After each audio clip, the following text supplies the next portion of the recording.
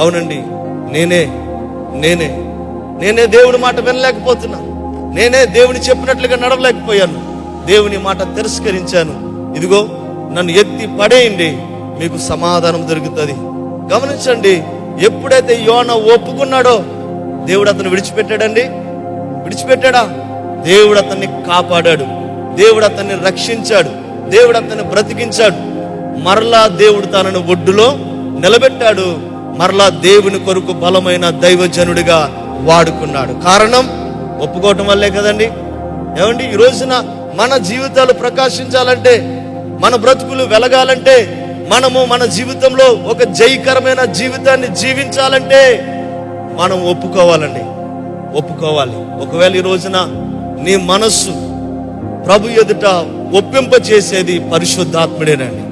ఒకవేళ కఠినమైపోయిందా నీ హృదయం, ఒకవేళ నోరు తెరవలేకపోతున్నావా, నువ్వు ఏ విధంగా ప్రభు పాదాలు పట్టుకోవాలో, ఏ విధంగా ప్రభు దగ్గర ఒప్పుకోవాలో నాకు అర్థం కావట్లేదండి అనేటువంటి స్థితిలో నీవు ఉన్నావా? పరిశుద్ధాత్మ సహాయం కోరుకోండి. పరిశుద్ధాత్ముడు మన యొద్దకు వచ్చి, మనలోనికి వచ్చి మన పాపములను ఒప్పింప చేస్తాడండి.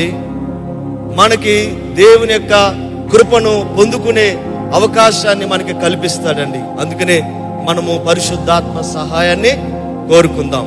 యోనా ఎప్పుడైతే తన పాపంలో ఒప్పుకున్నాడో అతను దేవుని కొరకు నిలబడ్డాడని. ఈ రోజున దేవుని కొరకు నిలబడాలనుకుంటున్నావా? దేవుని పని చేయాలనుకుంటున్నావా? దేవునికి సాక్షిగా జీవించాలనుకుంటున్నావా? దేవుని కోసము నువ్వు బ్రతకాలనుకుంటున్నావా? దేవుని నామానికి ఘనత తేవాలనుకుంటున్నావా? అయితే ముందుగా మనం ఆయన సన్నిధిలో ఒప్పుకుందాం.